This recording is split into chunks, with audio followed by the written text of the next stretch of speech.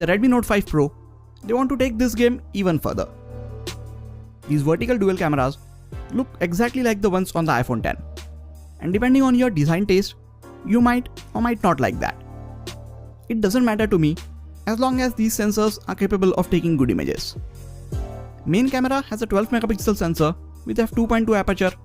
Secondary camera has a 5 megapixel sensor with f2.2 aperture, and this sensor is used for capturing depth information for the portrait shots. You cannot switch between the lenses while taking images or videos, so the secondary camera is only used for portrait shots. At this moment, video capture is limited to 1080p at 30 frames per second, but Xiaomi says that 4K video capture should be coming in one of the future software updates. If you want to shoot 4K videos right now, you can use third-party camera apps like Open Camera. There is no optical stabilization, but the 1080p videos are electronically stabilized. There is a dual LED single color flash which sits between these two cameras. At the front, you get a 20 megapixel camera with f2.2 aperture and a pixel size of 1 micron. You also have a dedicated front-facing flash. And now you can take HDR and portrait mode images with the front-facing camera as well. The interface on the camera app is a bit different on the Redmi Note 5 Pro. You can now switch between various modes by swiping to the left or right. Now before we get to the image and video samples, make sure to hit the subscribe button so you don't miss out on any of the amazing videos coming up. The images in daylight are vivid and sharp. You can see a lot of details being captured in these images. Color balance is accurate for most part, which is something Mi A1 struggled at in certain situations. Camera of the Redmi Note 5 Pro will be closely compared with the likes of Honor 7X, Mi A1 and the Moto G5s Plus. And looking at these images, I think it is performing very well so far. Colors appear to be bright and vivid. They are slightly more saturated than some of Xiaomi's other smartphones, but that also makes these images look really good.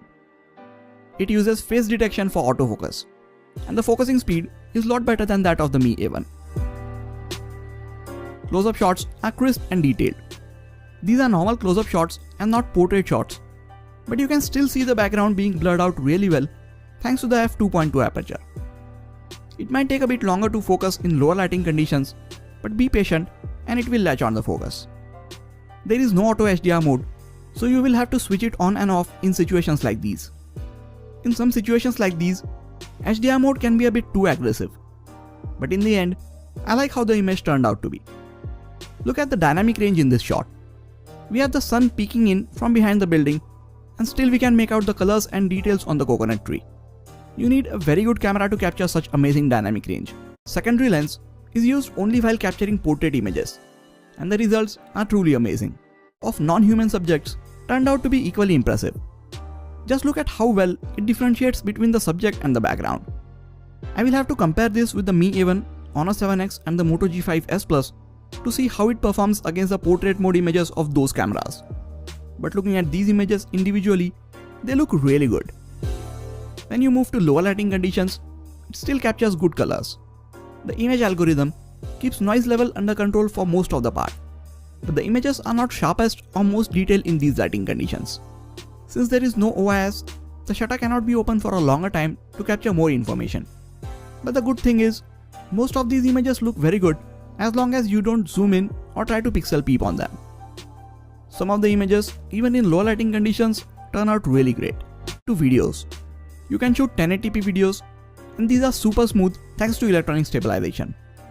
One of my biggest gripe with the Mi A1 was that the video from it was really bad. But I am so glad that Xiaomi has fixed this with the Redmi Note 5 Pro. You can't shoot 4K videos with the native camera app as of now, but with a third-party app like Open Camera, you can record 4K videos. These 4K videos are not stabilized and they are not of very high bitrate, and that is the reason they don't look the best. So as we saw from these image and video samples, we finally have a great set of cameras on a Redmi smartphone. These dual cameras are way better than the camera on Xiaomi's own flagship, the Mi Mix 2. And this can very well be on its way to be the best camera on any smartphone in under 15,000 rupees. If you are looking to buy a smartphone at around 15,000 rupees and want it to have a very good set of cameras, look no further than the Redmi Note 5 Pro.